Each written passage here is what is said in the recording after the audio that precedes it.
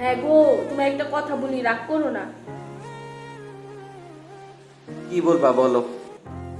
মা কাল কল দিছিল, আব্বার শরীরের অবস্থা খুব একটা ভালো না। তো বাড়িতে খুবই খারাপ অবস্থা, ঔষধ কেনার টাকাটাও নাই। হ্যাঁ, তো আমাকে শোনাচ্ছ কেন? তুমি যদি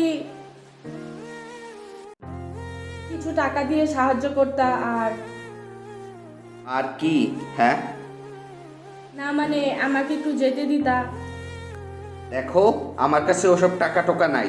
আর তুমি গেলে আমাকে রান্না করে খাওয়াবে কে? হ্যাঁ, এ মাসে ঘরে কিছু টাকা রাখলে না, ওখান থেকে না হয় কিছু টাকা।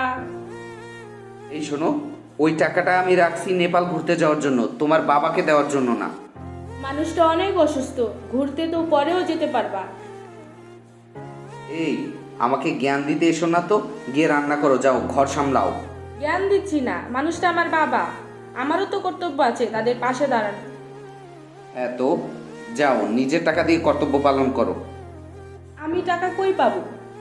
তো কর্তব্যের বাণী কেন শোনাচ্ছ? বুড়ো হয়েছে, অসুখ বিসুখ হবেই, ওনার পেছনে এত টাকা খরচ করতে হবে কেন? আজ তোমার বাবা অসুস্থ হলে তুমি এমন করতে পারতে? তুমি কিন্তু এখন বেশি কথা বলতেছো, যাও এখান থেকে, না হলে কিন্তু এখন মার খাবা। আচ্ছা, টাকা না দাও, আমাকে একটু যেতে দাও। কোথাও যাওয়া যেই চলবে না, যাও এখান থেকে। আচ্ছা।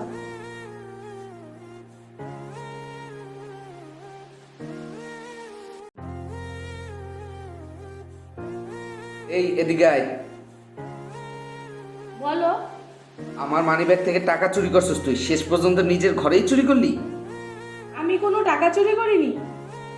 তাহলে কে চুরি করবে? হ্যাঁ, তোর বুড়ো বাপের জন্য টাকা চাইছিলি কাল, তোরে আমি টাকা দেইনি, এজন্য চুরি করবি? আজকে তোরে আমি মেরেই ফেলবো।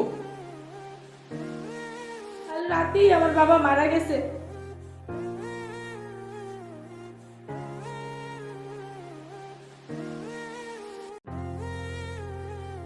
চিকিৎসার অভাবে আমার বাবা মারা গেছে, আর আমি মেয়ে হয়েও সামর্থ্য থাকা সত্ত্বেও আমি কিছুই করতে পারলাম না। আমাদের সমাজে কিছু কিছু মেয়ে এতটাই পরনির্ভরশীল হয়ে পড়ে যে তার ভিতর কষ্টের পাহাড় জমে থাকলেও সে কাউকেই বলতে পারে না। এক বুক নিঃশ্বাস নিয়ে আমৃত্যু যন্ত্রণাকেও তাদের বরণ করে নিতে হয়।